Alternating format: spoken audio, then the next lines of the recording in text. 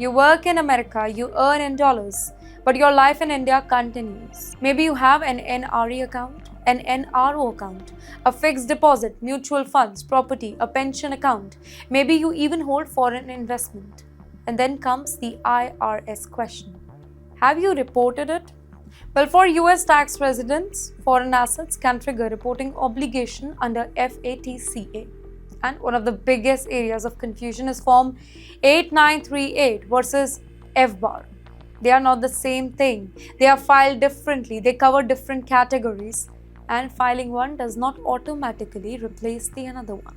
According to the reports, FBAR reporting, it can apply when the aggregated value of foreign financial accounts exceeds about $10,000 at any point in the year.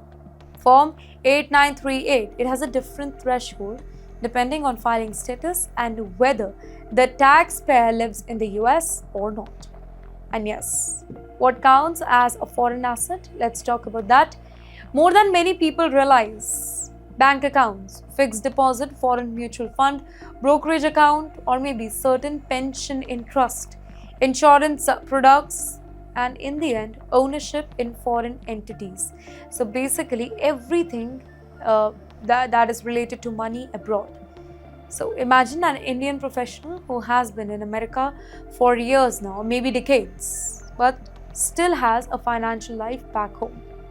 Every single account, it may be perfectly legitimate. Every rupee may be legally earned. The problem comes if the reporting that is incomplete. Also, the report highlights potentially significant penalties for failing to report certain information.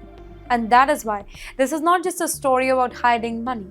It is actually the opposite. You can own foreign assets legally. You simply need to understand the reporting rules that come with them. And yes, if you have missed something in previous filing, then what? No, don't panic. Don't simply start filing random amendment forms without any understanding of the issue here. The report also points to official IRS compliance program that may help eligible taxpayers correct certain non-willful reporting failures. Lesson here very simple. Having foreign asset, it is not a crime. Ignoring the reporting obligation, that can become a problem for you.